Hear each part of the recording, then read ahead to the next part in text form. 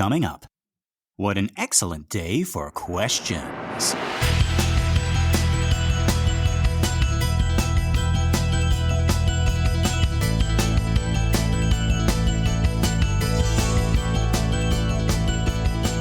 Well, howdy folks, and welcome to minute 73 of The Exorcist Minute, a show where we endeavor to examine, extrapolate, and excavate The Exorcist, minute by terrifying minute.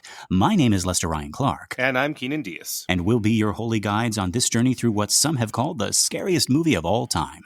Okay, so our minute begins with Chris saying, Karl. And it ends on a close-up of some coffee. Indeed. But before we get to spilling some tea, or I guess it's coffee, with Chris and Kinderman, let's get back to the top of this minute where we have what appears to be, at first blush at least, a very guilty-looking Karl. I mean, I don't know. Do you think he looks guilty, Keenan? Killed? He killed somebody? Guilty? Ooh, that was a Freudian slip. That was a Freudian slip down some Exorcist stairs. Yeah, he did it. Whatever we're talking about, whatever you're asking about, he did it. Look at him. Just look at him, Your Honor. I know nothing. I did not sing. Sure you didn't. Yeah, Lock him up, boys. No, he looks so guilty in this shot right here. But yeah, so actually, Keenan, this right here is a big question amongst Exorcist fans. But we're going to get to that in just a second. So we cut from this shot of Karl looking like he got caught doing something. Not only like he did something, but that he is doing something right now, and that he's planning on doing something in the future. She's caught. We're on to you, Karl. But we cut from there to a shot of Chris, and this is a really good shot. I was actually wondering, Keenan, if there's a name for it, where we sort of start on a close-up of Chris with the window behind her, but then we follow her as she moves in this way. It reveals the shot we finally end up on. We must have already seen this shot before, but like this time it stuck out to me just as this like great visual, how we start with the character, we follow them, and then it's like they have pulled the curtain away so that we now see the scene. Mm-hmm. Also, once again, it's like we are a third party in this scene, turning our head and following Chris as she walks into the hall. Mm-hmm.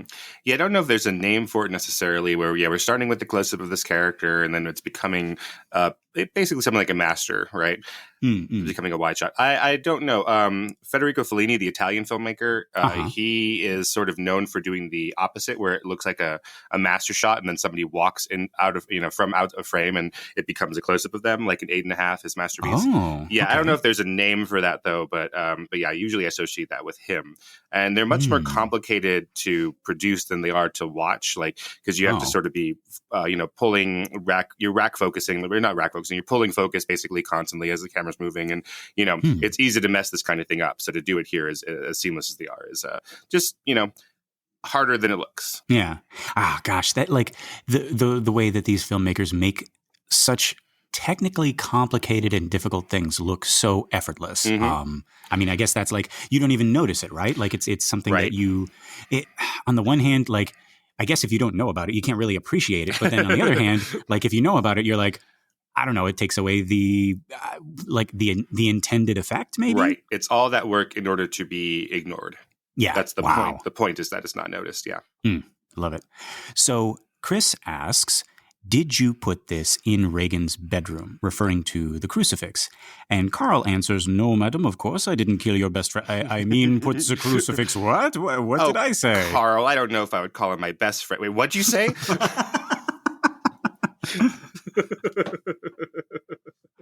Now, let's all calm down. Let's start over. Let's. But no, okay, so in all honesty, like you said, Keenan, Karl really does look guilty here. Mm-hmm. And the way he answers, he doesn't look at the thing in her hands.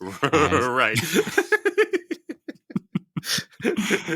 As if he already knows what she's talking right. about.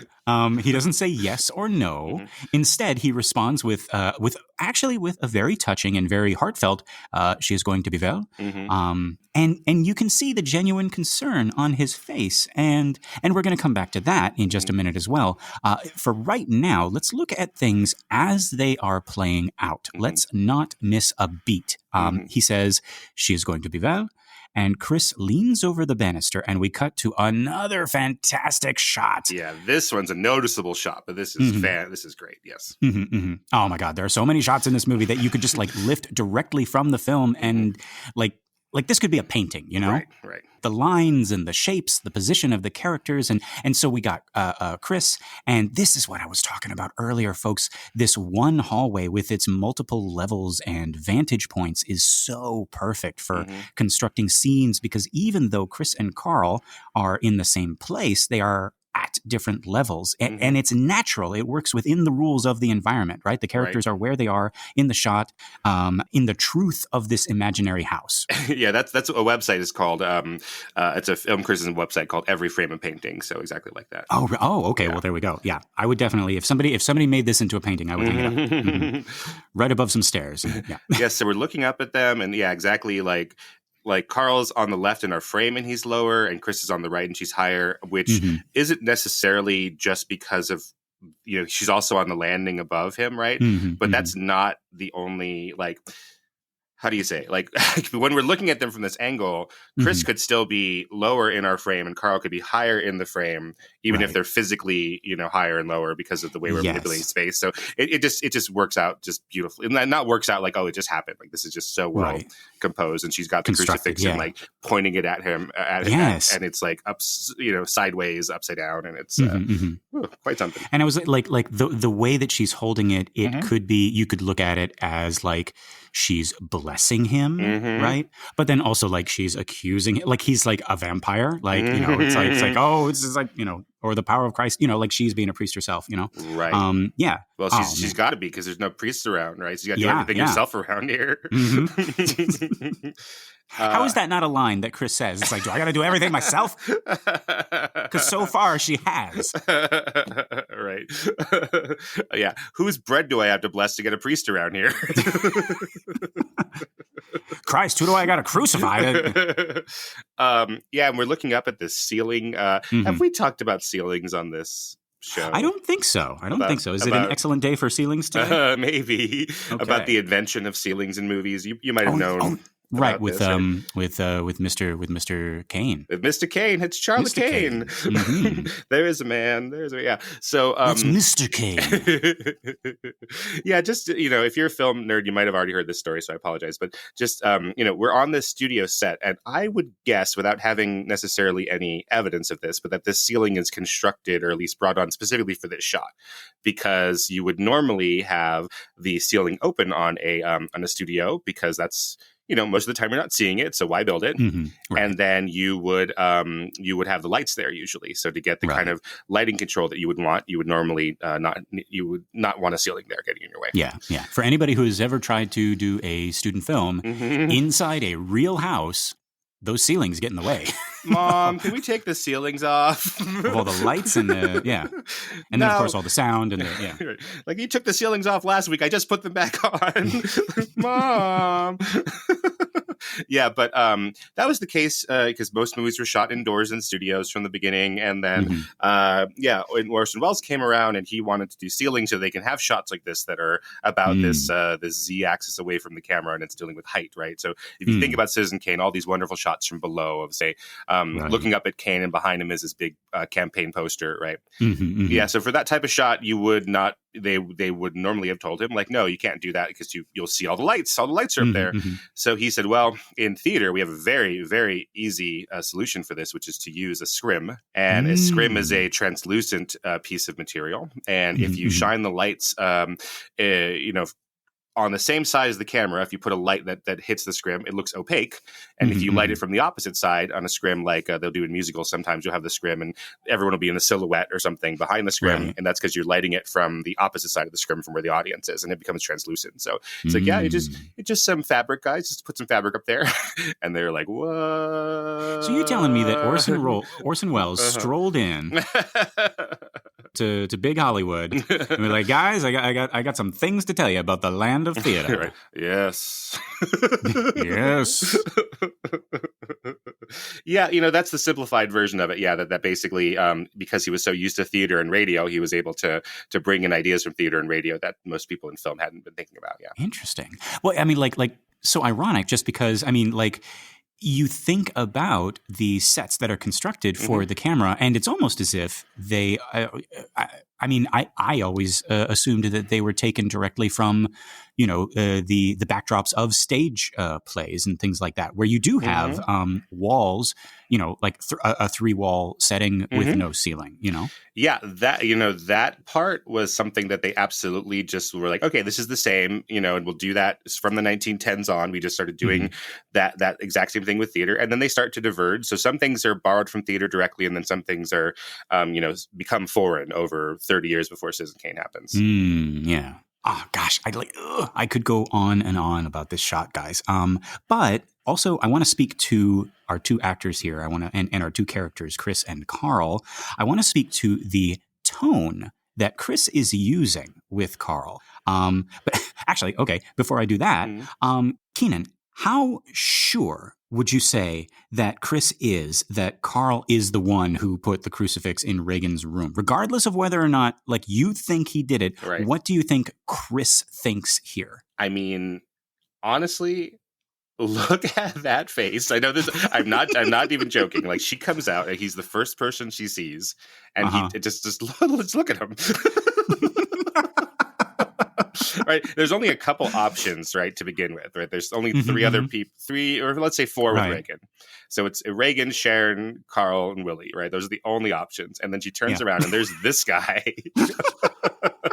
This is making me think. Have you seen those? Have you seen those TikToks where it starts out on some kind of like mess in somebody's house, like somebody just like just took all the garbage and scattered it around the living room or something like this, and you just hear the voiceover. It's like, now one of you did this, and then it pans to 2 dogs, and one of them's just smiling dopily, and the other one's just looking like like super super guilty.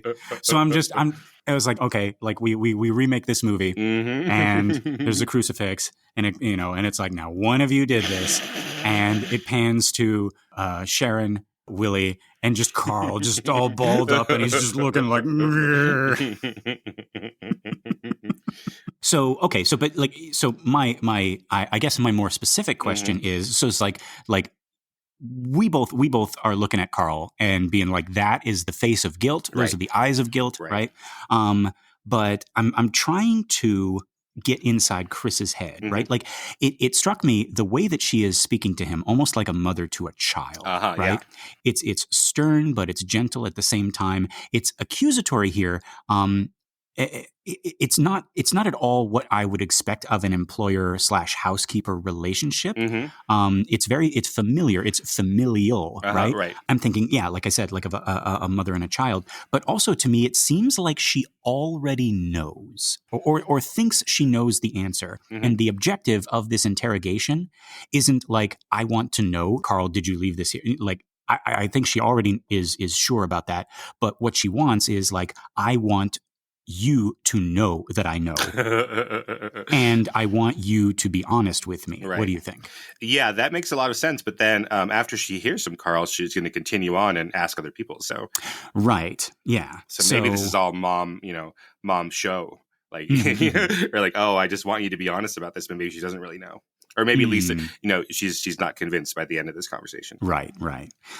So we cut from there, and we're back outside, back with our buddy Kinderman, who is now partway up those steps and slowly but surely ascending. Again, we got ascending, folks. Again with the ascending. With the again Kinderman. with the ascending. With the ascending Kinderman, yes. Now, this cut gave me a feeling of tension, like, oh no, he's closing in. Mm-hmm. And I can't decide if I'm feeling that because the cut wants me to feel that, or just because, like, I know the story. I know there's like a danger of Kinderman discovering them. But at this point in the movie, even Chris doesn't know about that, or does she? Does she suspect her daughter yet, do you think? I wonder about that. I think that the strongest choice that Ellen Burstyn is probably has to play is that she doesn't suspect that because we have the bigger moment later where Kinderman is telling her all of his evidence, and then she starts to suspect that. Yeah, there are a number of moments where I'm like, oh, like now is when she realizes, but like I'm reserving the moment for some later minutes, and I'm like, and anything that happens before, I'm like, no, she can't possibly suspect yet, you know? Yeah, but these shots of Kinderman coming up, I mean, first of all, Lee J. Cobb is kind of a goofy character, right? Kinderman's kind of a goofy character, but when you put him into semi-darkness, he does look like a very foreboding. He looks like the film noir detective that he is dressing like, that he wants to be, right? You start to cover him, you see him from a distance, you put him in this dark stairway alleyway with all these really sharp lines, right? And again, this jagged mismatch of geometry, and like, oh, this guy ain't nothing to fuck with. Yeah. No, that's actually a really, really good point. You know, like, I'm specifically, as soon as you said that, I'm specifically thinking of like one of his last shots. Maybe not the last shot in TVYNS, but you know, like in one of those climactic shots. And if you had seen nothing else of this character and only saw that one shot that I'm thinking about, like, you'd be like, ooh, like this guy is serious. Yeah. Right. Okay, so yeah, I think we're both in agreement. You know, Chris is not suspicious of her daughter yet. But what about us? Like, us, the audience, what do we think? Like, are we thinking Regan yet, or are we thinking like unfortunate accident? Like, what do you think? I think we have to think it's Captain Howdy. I think the question a little bit is like, you know, how involved is Regan and Regan's body at that point? Yeah. I mean, yeah. Oh, yeah. Now I'm just thinking, like, of course, because, like, you know, his head all the way around. Right? Yeah, it's the Exorcist. It's got to be the demon who killed Burke, or else that would be, you know, that would be a whole other thing. Like, if there, like, not to say it's bad, but if there were a demon story and there happened to be some other murder that was unrelated, like, you know. In the days of Ari Aster, maybe that could happen. We have to know it's a demon, or at least it's got to be, or else it has to be explained how it's not the demon. Right. But yeah, I don't know if we know yet that like it was Regan specifically who did it. Yeah. But okay, so yeah, last time we saw Kinderman, he was at the bottom of those steps, and then we cut away, and then we cut back, and we've jumped in time. In the time that it took Chris and Karl to have that conversation, he's already coming up the stairs, and I couldn't help but get alarmed, like, oh my God, he's coming up the steps, right? He's onto him.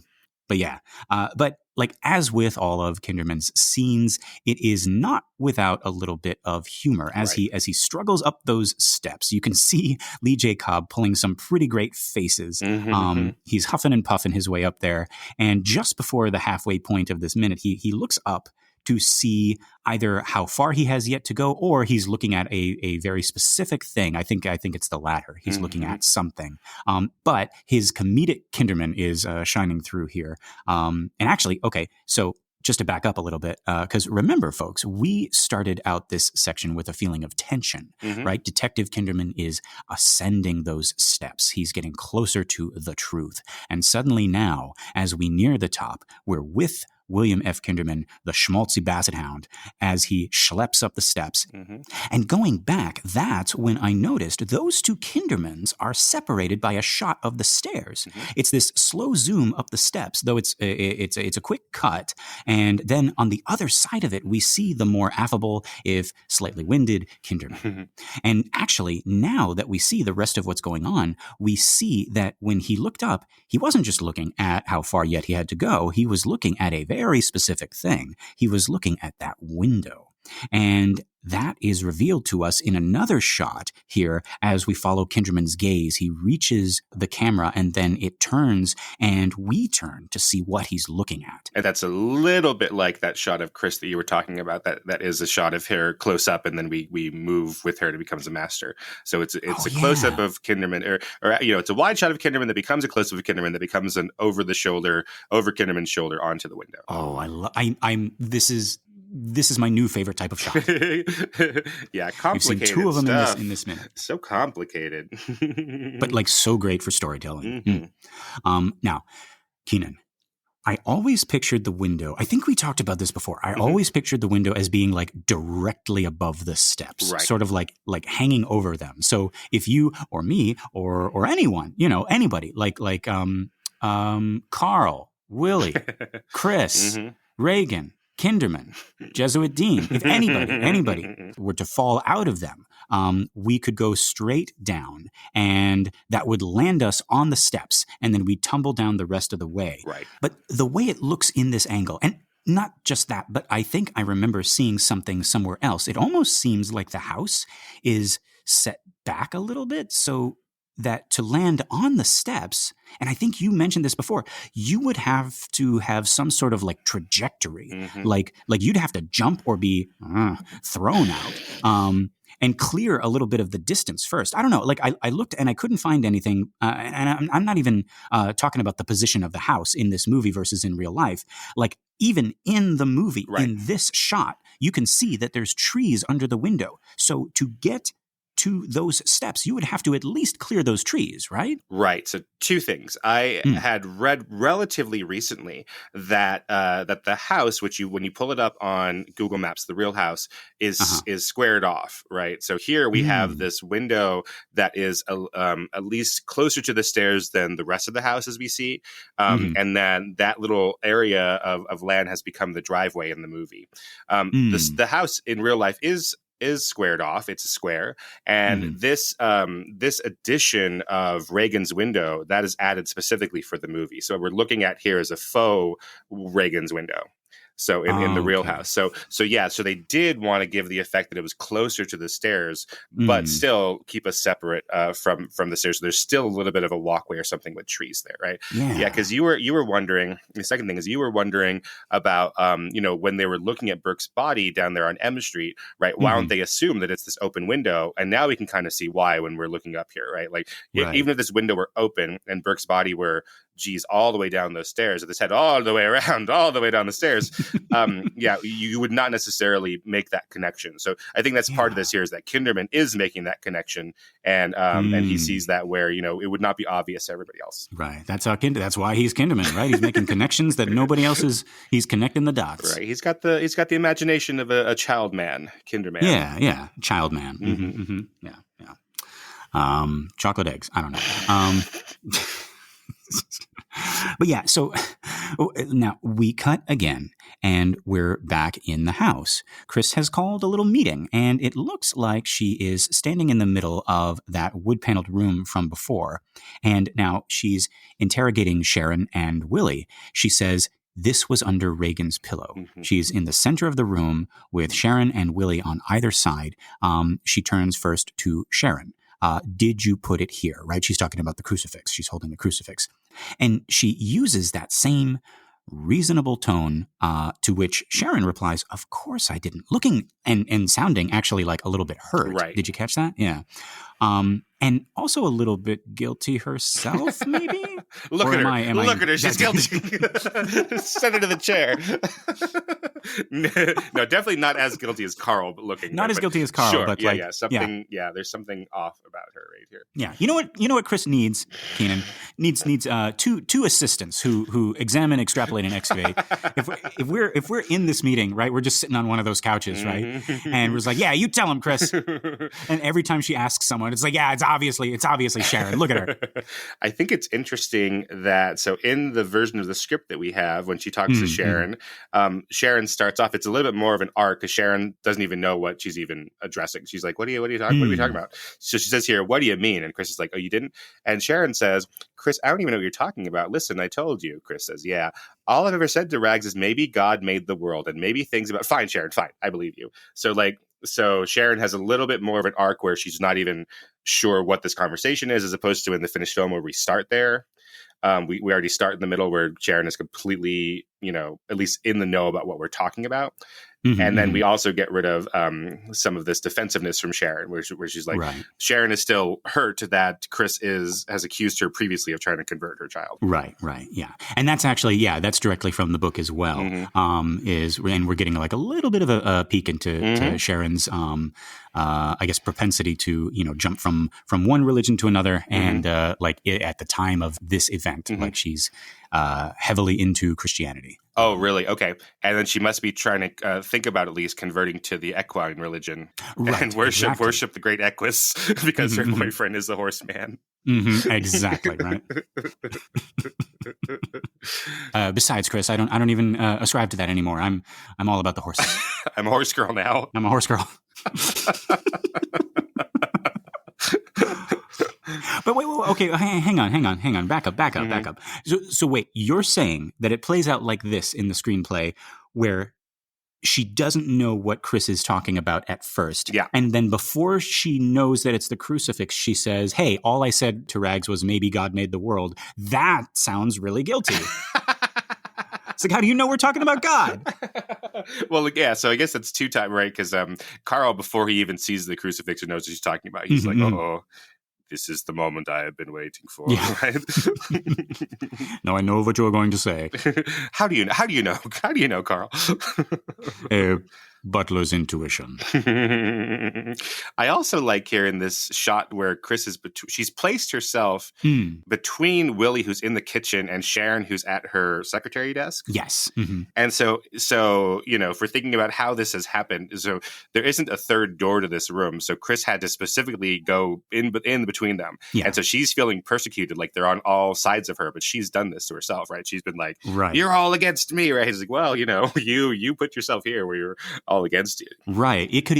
Just as easily we could have had like one of those shots where, we have a close up, from below of all of them sitting on the couch, right? You just got to line up, right? You got Karl, Willie, and Sharon, and then, feet kind of like, legs are just like walking, across the frame. And it's like, now one of you, right? Right. And all of them just like looking up and guilty and some, but no, we don't have that. Right.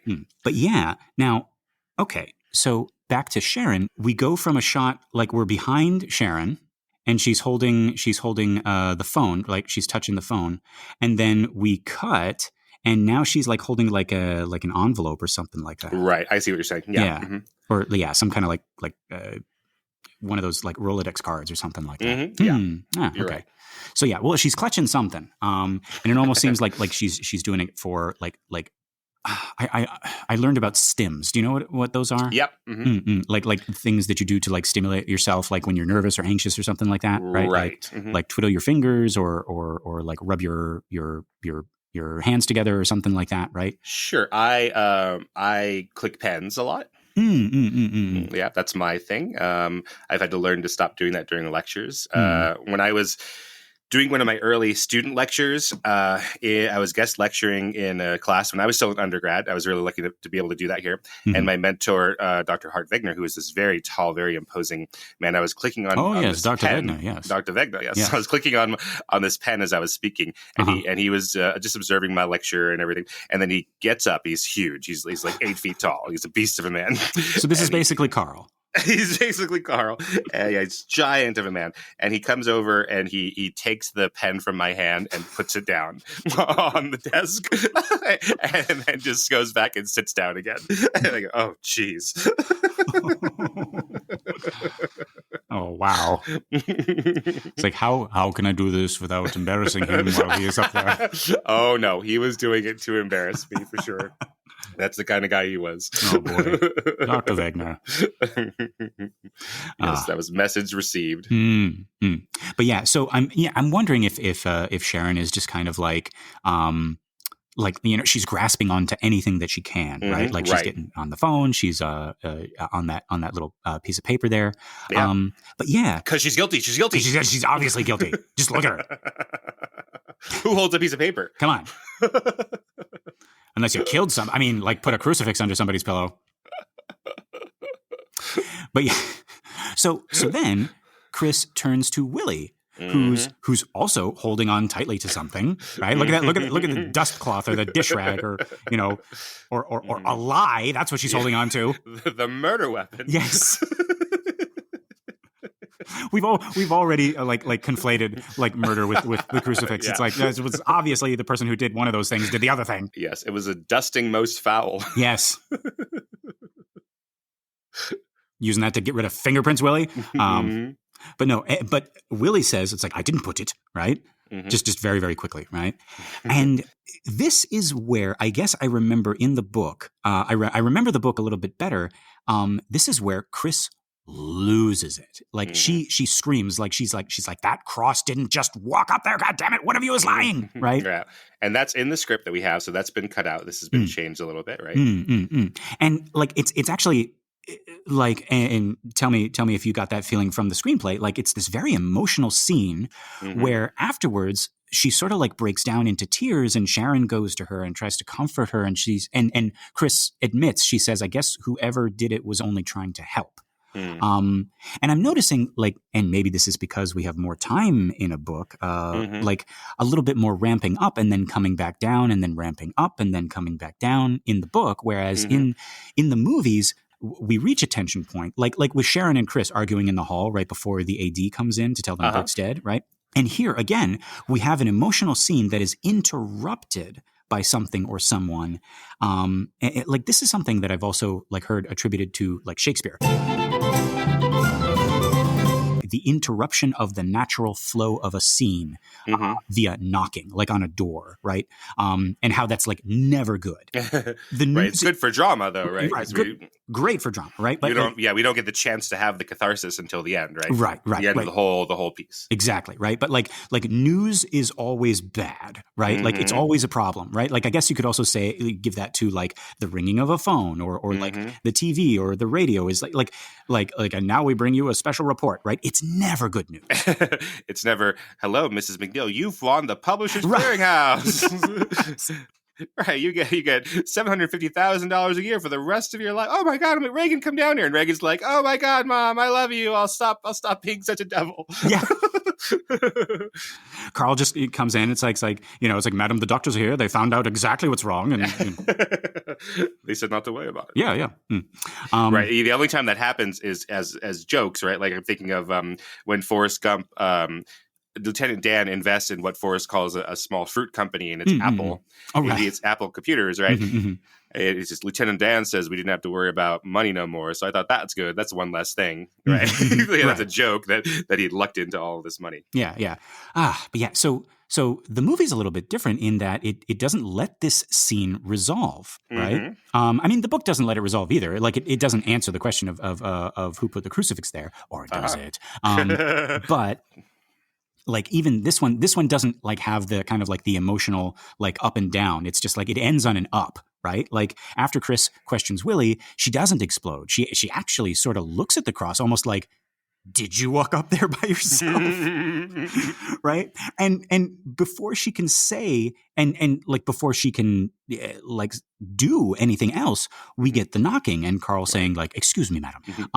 Oh yeah, she's looking at it herself. Is like, is this a crucifix I see before me? Right, exactly. I have no idea, right? Like, am I the crazy person? Yeah. Well, what do you think, Jesus? You're the only one I haven't asked.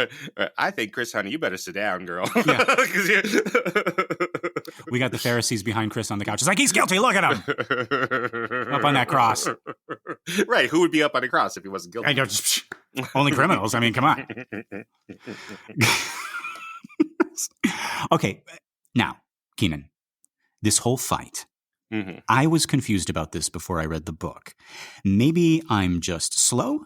Maybe it's still obvious in the movie why she's mad about the crucifix, or do you think it is? Do you think audiences understand that she's mad because she just got finished talking to the docs about how Regan might believe she's possessed, so the crucifix could be like a trigger to her like overly active imagination? Because that went over my head the first time I saw it, and I just thought she was mad about having it in the house. Yeah, completely. I did not pick up on this connection between what they said at the Behringer Foundation and Clinic until you had... And Foundation. Oh, wait, yeah, you already said that. Oh, I said it wrong. I was like, why does it not sound right? Yeah, the bear. I said the Behringer Foundation and Clinic, which isn't right. It's the Behringer Clinic. Right. And Foundation. Do you want to try that one more time? No. That's keep that. That's fine.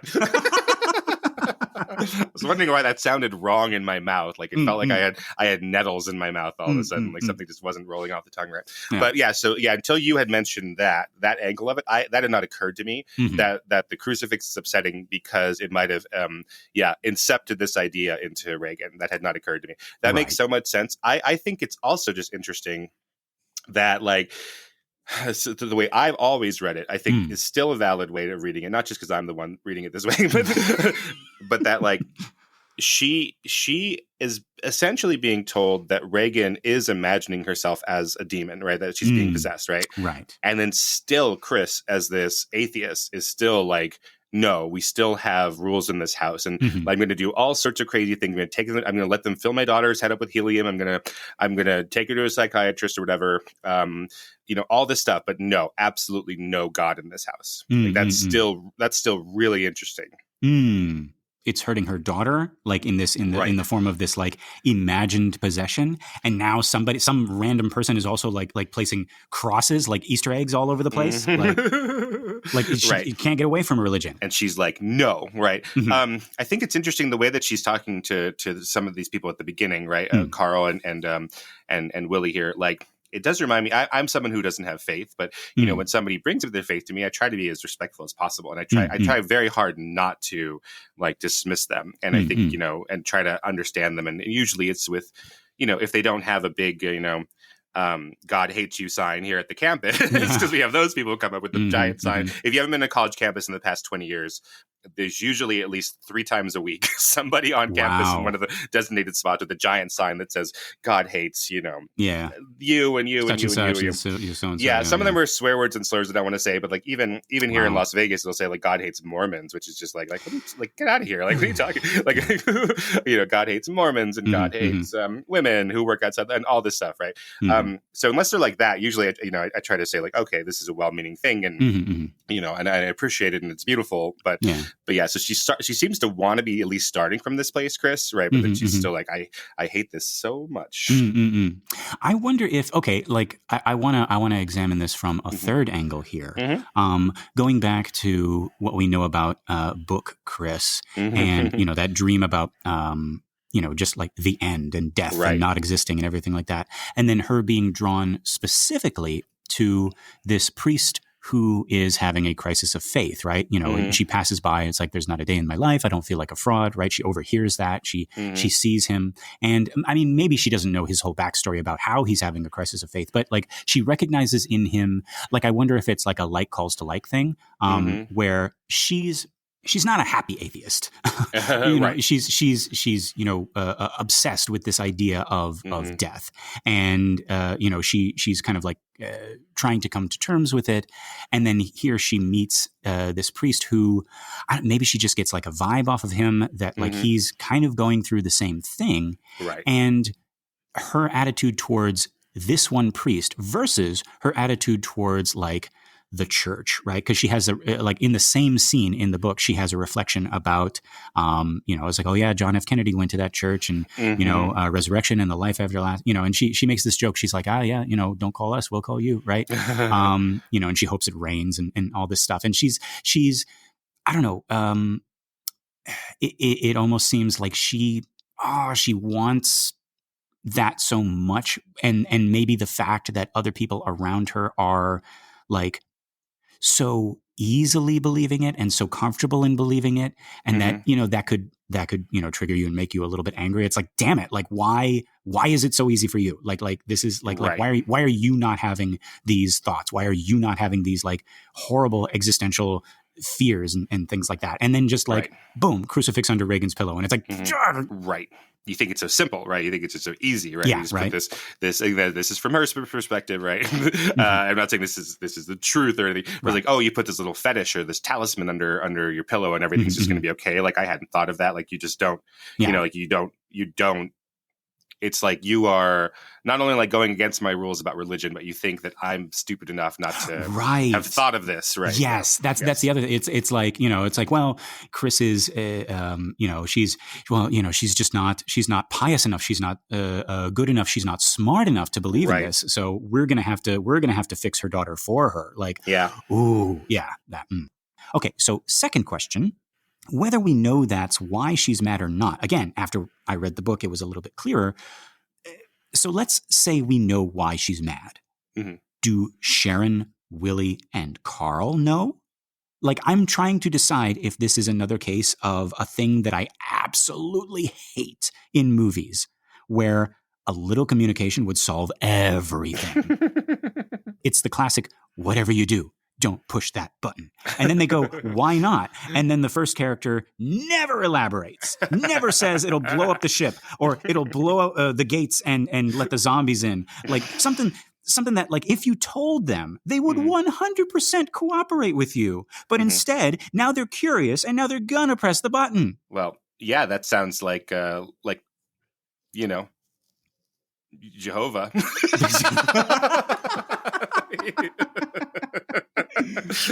You remember this? Remember this tree?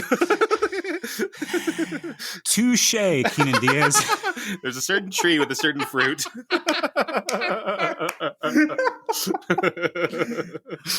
Well, it all comes back around. No, but then in movies, Roger Ebert had this little movie glossary where he invented up these little terms or got them from other critics. So like the Carmen coincidence we've talked about a lot is right, or the Gandhi movie. And, yeah, exactly. Yeah. So another one he says is the idiot plot, and that's a plot that would not sustain itself unless everybody in the movie were an idiot, right? that if they just were to explain it to each other, oh, okay, that makes sense. Thank you so much. So maybe The Exorcist may not be an idiot plot overall, but maybe this is an example of that. But kind of like movie making shortcuts where it's like we don't like if we explain this, then there wouldn't like the characters wouldn't do what we need them to do. Right. You see. Both of us, Algernon and I, both use the name Ernest when we go into town. And so this causes a little bit of confusion if we just refer to Ernest, who's not a real person. So please don't refer to Ernest here and how important he is. Or like okay, those 80s movies where like the kids are running from like a crazy Jim Henson monster, right? And they're like we can't tell the adults. The cops won't help us. Nobody's going to believe that the librarian is a werewolf. So, hey, kids, don't say that. Call the police and say that the librarian is in your house. It's still him, Or it's like nobody's going to believe that Bigfoot is in my backyard. No. Call the animal control and say there's a wild animal in my backyard, and then they'll come and they'll figure it out. Oh, wow. You're trying to get Harry killed by these Hendersons. You're the Harry and Henderson's Karen next door who's like, kill Harry. Well, no, because in the movie, the Harry and the Henderson's Karen would say something like, I don't know what's going on there, but I'm going to find. I'm not going to ask anybody. She's not going to call the police. She's going to get to the bottom of it herself. She's going to buy some super industrial binoculars and hide in their garbage cans. People, just the infrastructure is in place so that you can use it. Pull the fire alarm if there's something. Oh, yeah. There's gremlins in the school lab. Pull the fire alarm. No, actually, don't pull the fire because that's the sprinklers. That. No, don't. Okay, I wouldn't. Listen to the rules. Yeah, listen to the rules. Follow the fucking rules. God damn. Oh no. Okay. Speaking of speaking of gremlins, right? Like, whatever you do, don't feed them after midnight. Why not? Because they turn into gremlins? No, actually, what they should have said, like whatever you do, don't feed them after midnight. Why? Because they'll die. Right? And don't get them wet. Why? Because they'll die. Right? Like, all you got to say is that. Instead, like the white dad who goes to Chinatown is like, well, clearly I've exhausted all of you fine people's English, so I'm not going to ask any follow-up questions. But But it's like you're a weird, crazy investor type. Like you don't want to lose your investment on this animal that you just bought. All of these things, right? All of these things, don't do them or you will lose your investment. That's all you gotta say. That's getting into the mindset of the 80s. Right. Now you're thinking like Reagan's America. Reagan's America. Yeah. Oh, well, yeah. Uncle Reagan. Right, exactly. Yeah. So yeah, what I'm saying is, I think if Chris was just like, look, guys, the doctor said this could actually be what's making her like this. So it could be feeding into her fantasy. And Sharon and Willie and Karl would be like, oh, wow, I had no idea. I'm so sorry. Because none of them want Regan to be like this. Right. So Chris, just clue them in. Get them on the same page. Just say the thing. And Chris would be like, you know what, everybody? I'm really sorry. I'm the one who's going into the meetings of the doctors because I'm her parent. I haven't been doing a really good job of spreading that information to the team. And I've been asking you all to help with this recovery without sharing some of the burden, and maybe that's on me. Oh, Miss McNeil, now that I know, and she's like, please call me Chris.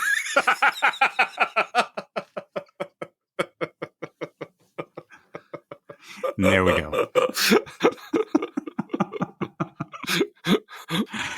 Okay, yeah. So now that we've gotten all of that out of the way, I think we can finally talk about this, Keenan. I think I said before that this is still a question amongst Exorcist fans. I have seen it discussed and debated in multiple places during my research of this minute. Keenan, who did leave the cross up there? Right? Like, I have my answer, which according to some of the sources goes against even what Blatty said. Oh, okay. But I wanted to hear your opinion. Oh, well, I was going to say Karl. Okay. I think that seems clear. But if you're saying there's a secret answer, I'm not thinking, now I'm overdoing this. I'm overthinking it. Yeah, I'm totally like trying to think outside of the box. Okay. And if like an Agatha Christie mystery, if our options are Sharon, Willie, and Karl, then the answer is that Burke put it there.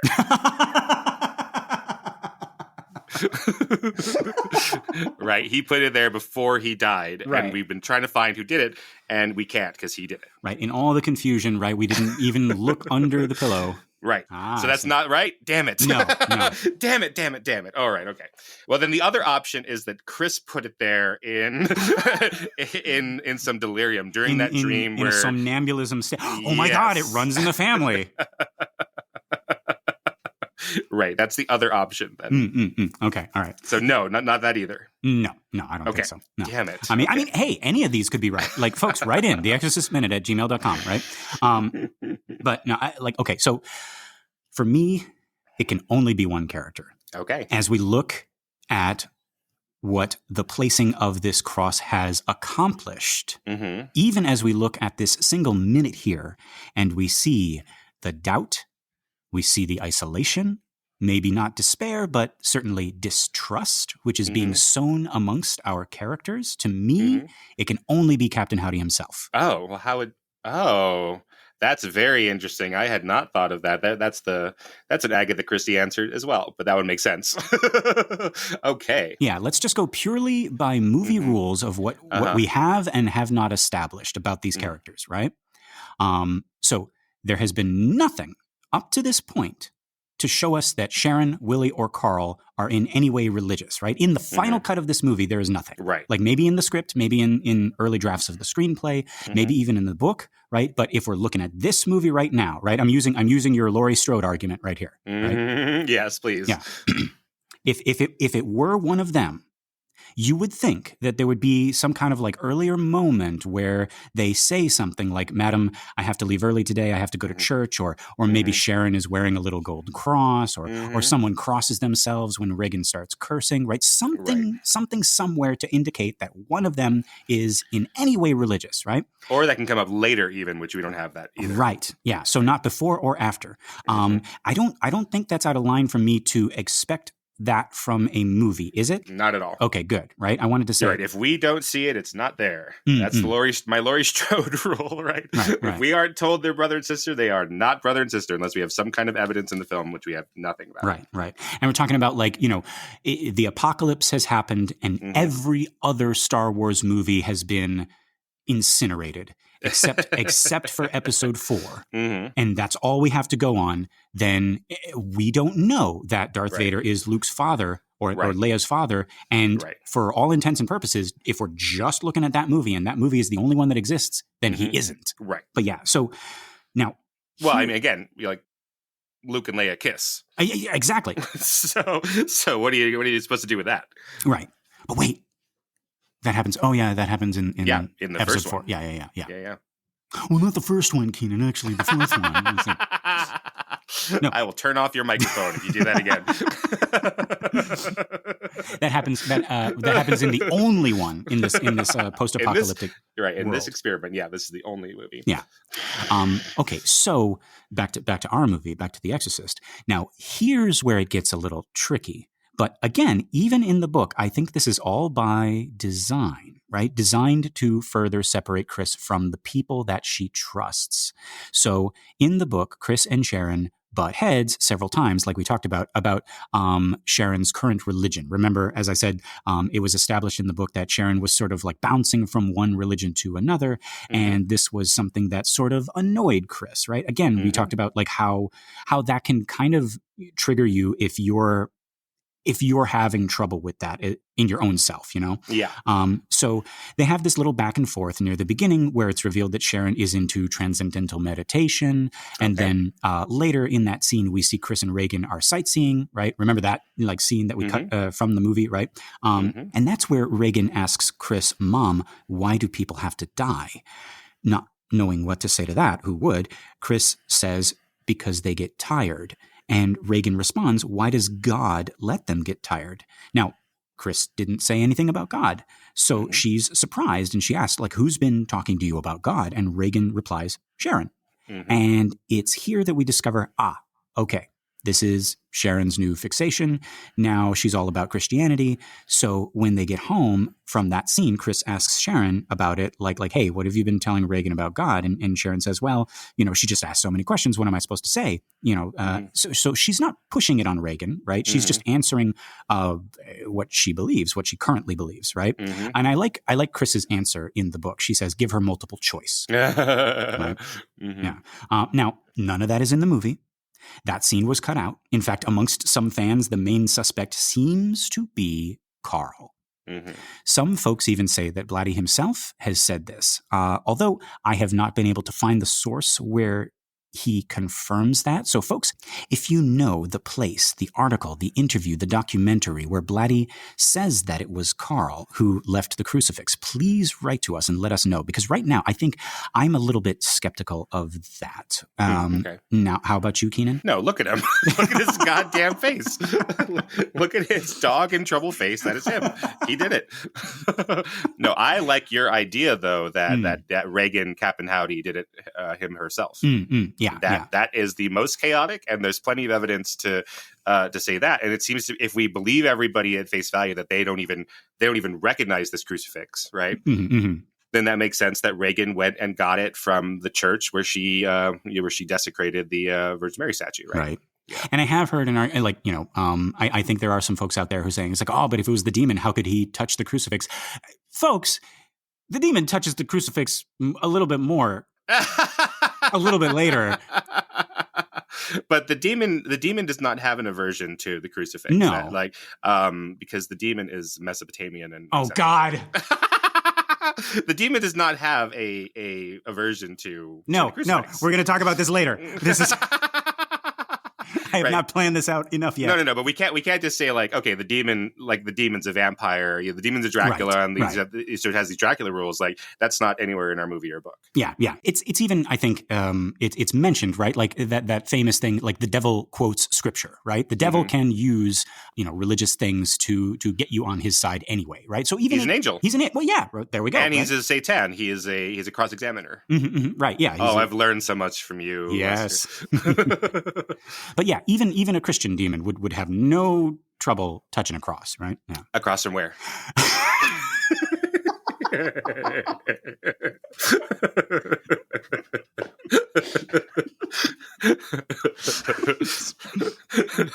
That's the stupidest one that we have. But it's not me. It's Arrested Development. Yeah. Folks, another favorite Mark Twain quote of mine, against the assault of laughter, nothing can stand. And I think this podcast has, well, I don't know if it's proven that or not. I don't know if we just sound like a bunch of chuckleheads talking about like a very serious dramatic movie that a lot of people love, and just like, who the fuck are these guys? Like, when will they get to the, but yeah, that's my opinion, is that it was Captain Howdy himself, because as we're going to see later, Captain Howdy pulls these tricks which seem to direct attention away from himself, right? And more towards the other characters, trying to get them to fight, or trying to get them to not trust each other, trying to get them to not trust themselves, right? Love it. That's a great solution to that mystery, Lester. We did it. Right. Yeah, we solved it. Okay, so thank you for joining us, the last episode of the Exorcist Minute. We're all done here, folks. Yeah. And again, folks, this is just my opinion. So if you disagree, or if you have some more insight about this, because I know this movie is how many years old now? 50 years? Yeah, this movie is 50 years old, and people are still talking about this one mystery of who left the crucifix, right? So like, I don't want to pretend that like I'm the one who, like we solved it on the show. like if you have other ideas or other opinions, write to us and let us know. But yeah, like, or if you just like have this firm belief that it's one or the other, like don't let my idea kind of like ruin the movie for you.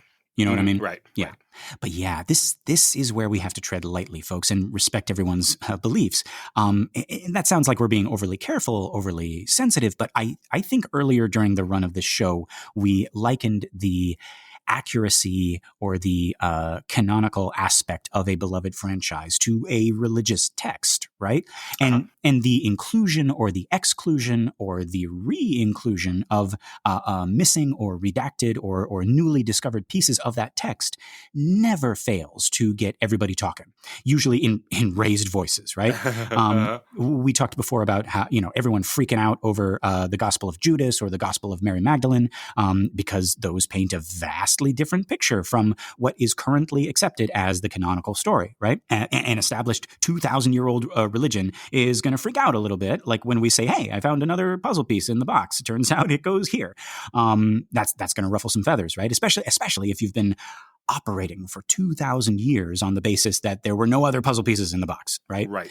Similarly, a lifelong fan of Star Wars Episode 4, 5, and 6 have had a generation, in some cases 2 generations of time to live and grow and play and share with their kids the established mythology, the gospel of those 3 movies. Of course, they're going to have something to say about episodes 1, 2, and 3, or episodes 7, 8, and 9, right? Those extra puzzle pieces, right? Like I already have the completed puzzle. I finished it with my kids in 1983, right? Like I framed it. It's hanging on my wall. What the hell are these new pieces, right? Palpatine scared the shit out of my kid, and then Vader turned good and saved his own son by throwing Palpatine down the hole and thereby saving my son. And I look back on that time and how we bonded watching that for the first time. Fuck you with your new puzzle pieces, right? See, Now it's even worse in the Star Wars example, because there were books and board games and video games that were extra textual canon, and they were told by the company that these were canon, these are canonical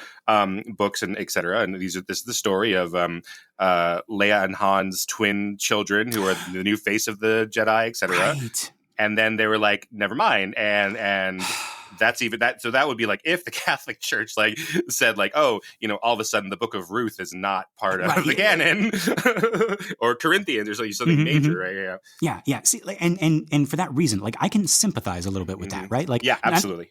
I'm not as invested as for example, like I'm not as invested in the Star Wars universe as I am in, say, The Exorcist, but I can totally see how that would make you feel bad. Like, hey, remember how you loved Star Wars growing up, and you collected all the toys and you played Star Wars in the backyard, and then you grew up and had a kid, and now he has the toys and he's playing Star Wars, and you read those extra books, right, that were canon, right? Well, this new movie says that you were playing it wrong. You were wrong, right? I can see how that hurts a little bit, right? By following the rules. Yeah. Yeah. So all that to say, this movie, The Exorcist, and the book are 50 some odd years old at this point.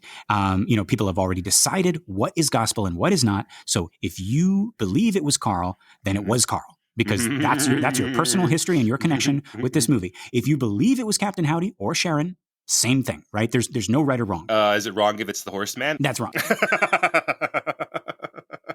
This is my take on it.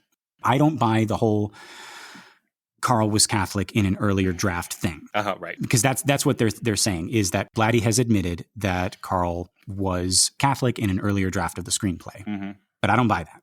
Keenan, like we said, if it's not in the finished movie, the one that people see, then it doesn't exist, right? Now I say this fully aware that I am already a hypocrite because I believe Vader is Luke's father and Michael Myers is Laurie Strode's brother, even though neither of those things is established in the first film. So I am a hypocrite who is throwing some stones right now. I fully admit it, right? Right. However, Blatty coming out and saying that Karl was Catholic 1 year after the release of the movie, and saying it was just in an earlier draft of the screenplay, and sure, I believe him, but true or not, it doesn't jive with the fact that there's nothing about Karl being Catholic in the book. And you would think that if this fact were anywhere, it would be in the book first, then an early draft of the screenplay, and then it gets taken out, right? Okay. So I think this is one of several instances of Blatty's own work being overshadowed by the larger fandom and him just running with it because it's gotten bigger than him and he just wants his baby to do well. That's not a bad reason, yeah. No, not at all. Not at all. The fans like this idea, so I'm going to just keep it there, right? Right. That's not a bad idea, yeah. Like maybe he wasn't aware of how, oh, they didn't pick up on, I wanted it to be Captain Howdy, right? I'm just speaking from my perspective again. But I can see where he's like, oh, okay, the fans have gravitated towards this thing. Sure, I'm going to let that evolve, right? Right.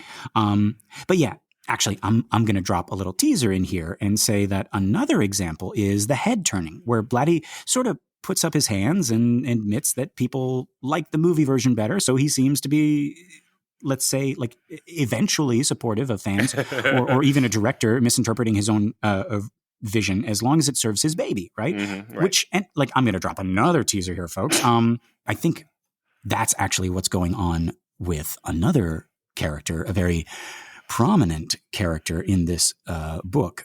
Folks, I have been holding this back. We keep on dropping little hints because we can't help ourselves. But I've been holding back throwing this stone since we began this podcast, this cunting podcast. I have opinions about one character that if I said them, I'm terrified now that it's how it's going to be received. There's actually an episode where I cut a 30-minute section of me ranting about how I think people are wrong about this character for 30 minutes, and then I cut it out because I was scared. Was I there? Yeah, you were there. And I don't remember this at all. Oh, yes. I learn a lot of what I say by listening to the podcast. So if Lester cuts it out, I don't remember it. So you made me listen to a 30-minute thing that you cut out of the podcast. And then you have the gall to remind me of that, about how you wasted my time. Exactly. Until right now, I had completely not even remembered it and then held it against you at all. But now... Forgive me, Keenan, for I have sinned. But folks, see if you can tell which episode that was. I don't know. I have no idea. Good. That's a testament to my editing. I'm not even going to say that because I'm going to cut that part out. Right. Okay. Now watch me not cut that part out. But yeah, yes, folks, I am going to talk about it. I guess I have to now. And it has to be before a certain point in the movie, which is very quickly approaching. So bear with me, sit tight, stay tuned. Keep your dials turned to Exorcist Minute FM. I will explain myself. And after I do, you will either keep listening or not. This will be our Gospel of Judas, I think, our blasphemous puzzle piece in the Exorcist mythos. Great. But for now, let's get back to this minute. So just to sum up, Keenan, you think it was Karl who left the crucifix, and I think it was Captain Howdy. Absolutely. Okay. Well, this never gets resolved here because it is interrupted when Karl says there is a man to see Chris. What man? She asks, and Keenan, I am a sucker for cuts where one shot ends in a question and then the next cut answers the question, right? Like, who could the killer possibly be? And then we cut to like a close up of the killer's face, right? Yeah. Like, I really like that. And I don't know if that's just like a shortcut or shorthand for like, it makes us think we're smarter, right? Like, it's like, oh, I know who it is. It's this person that the movie just decided to show me. Yeah, I don't need to be told. Yeah. It's that guy. Or just like be in the movie theater when it happens, right? I'll bet it's that guy. Shh, shut up. But yeah, and in this instance, Chris asks, what man? And in the next shot, as if he heard her, Kinderman is taking off his hat to introduce himself. No words. We don't even see his face. Right. And this is followed by another great cut, right? Like I was going on and on about the beautiful shots in this film, but we also got to talk about these cuts, right? They say so much without saying anything at all, right? We don't have this long, drawn out scene in the foyer, right? Like, Miss McNeil, I'm Detective Kinderman. Oh, nice to meet you, Detective. Nothing like that, right? We just like in the kitchen now having tea or coffee, sorry. And I keep thinking it's tea. And we can piece together that scene did happen, but like it wasn't important or as important as the ones that we're seeing. Right. We had that information already, so we don't need it again. Yeah. But one thing you glossed over a little bit is in the shot of the back of Kinderman's head, we see Karl leading Chris in, and Chris is looking like, oh, who's this asshat, right? And she puts the crucifix down on the side table. Oh. Now that will be, and we don't really think about it here. Like if we notice the crucifix at all, we're like, okay, she's done with that, but it's going to go missing in a second and be used upstairs. Yes. Used for prayer, right? Of a sort. Yeah. In Jesus' name, yes. Oh boy. Oh guys, we're getting closer to that minute. Okay. All right. Whew. Yeah. I've had guests tell me, I was like, oh yeah, what minute would you like to come on and talk about? And a lot of them tell me the minutes, and a lot of them tell me what minutes they don't want to come on and talk about. You can guess which one that one is. That's coming up. Yep. So I think it's just going to be you and me on that one. For sure. If us at all. Yeah. Yeah. Maybe we'll outsource it. Yeah. Okay, folks, I actually just want to dip into here with a very, very short reading from the Book of Blatty, just because I feel like this is a good Karl character moment here. So our reading actually starts in the McNeil home when Chris is asking about the cross, and then it kind of dips into Barringer Clinic and Foundation, right, and then dips back again. So bear with us as we go through all of these different scenes. Okay, so a reading from the Book of Blatty. Chris found Sharon in the kitchen setting up her typewriter on the table. She had just brought it up from the basement playroom. Willie sliced carrots at the sink for a stew. Was it you who put the crucifix under the pillow, Cher? Chris asked with a strain of tension. What do you mean? Asked Sharon, fuddled. You didn't? Chris, I don't even know what you're talking about. Look, I told you on the plane, all I've ever said to Rags is God made the world and maybe things about fine, Sharon, fine, I believe you. But me, I don't put it, growled Willie defensively. Somebody put it in there, goddammit, Chris erupted, then wheeled on Karl as he entered the kitchen and opened the refrigerator door. Look, I'll ask you again, she gritted in a tone that verged on shrillness. Did you put that crucifix under her pillow? No, madam, he answered levelly. He was folding ice cubes into a face towel. No cross.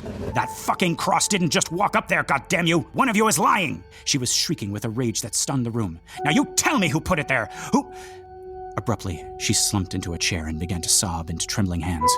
Oh, I'm sorry. I don't know what I'm doing, she wept. Oh my God, I don't know what I'm doing. Willie and Karl watched silently as Sharon came up beside her and kneaded her neck with a comforting hand. Hey, okay, it's okay. Chris wiped at her face with the back of her sleeve.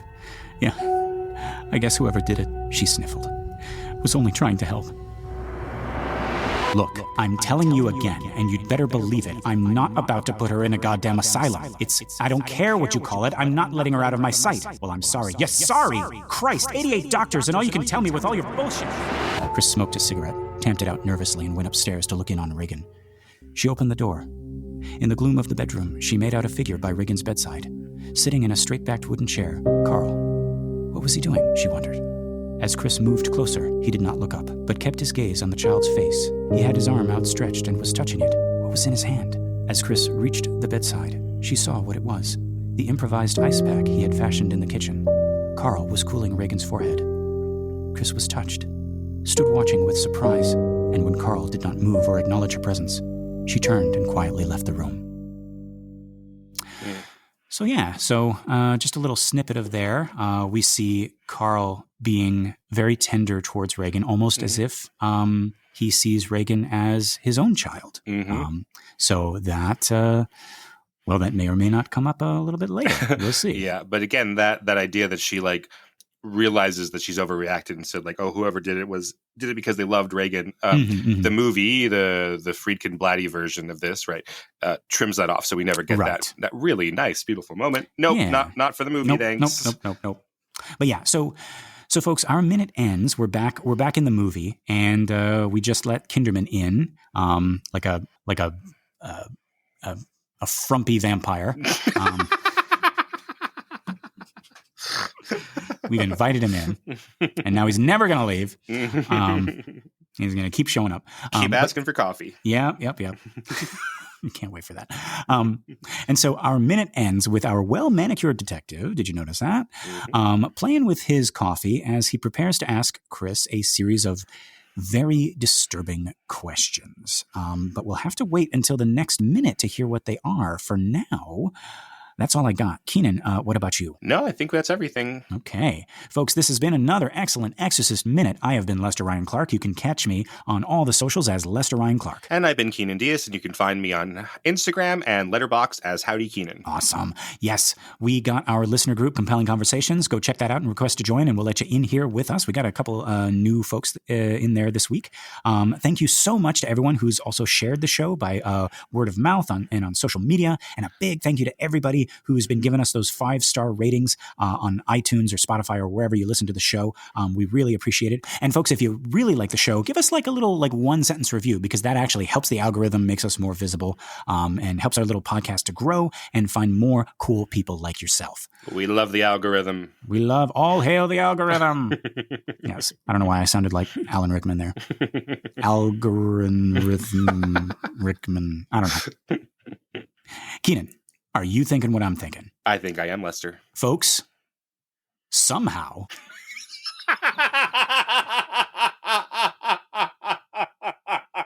Until next time, the power of Palpatine compels you.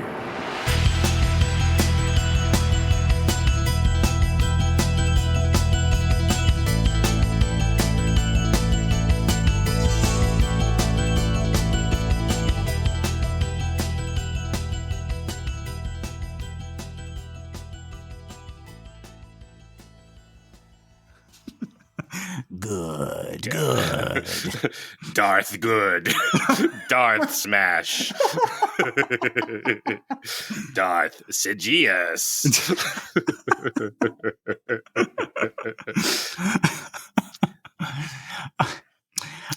My grandchild. Folks, did we ever tell you the story of Darth Plagueis the Wise? Where can I hear that story? Not on the Exorcist Minute.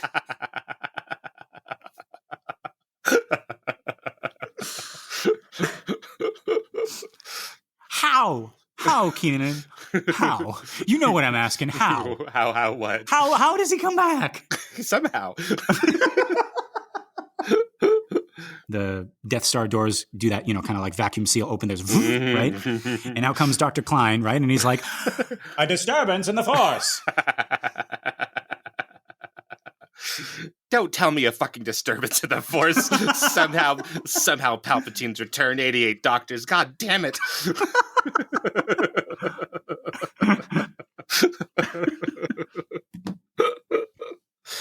One of you put this Palpatine under my daughter's pillow.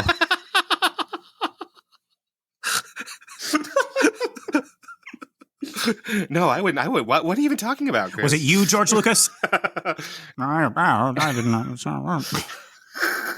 Some computers. It's for kids. Yep, it's for kids.